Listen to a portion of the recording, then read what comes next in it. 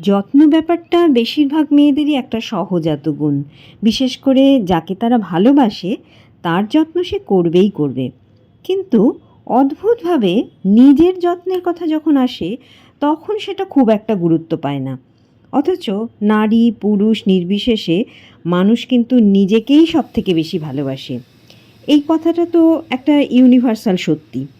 অন্যকে গুছিয়ে রেঁধে বেড়ে দিলেও নিজের বেলা যা হোক একটা হলেই হলো। আর তার একটা বড় অজুহাত হচ্ছে সময় নেই ভাই। আমার মনে হয় আসল কথা সময় নয়, আর এর মধ্যে কোনো গভীর তত্ত্বকথাও নেই।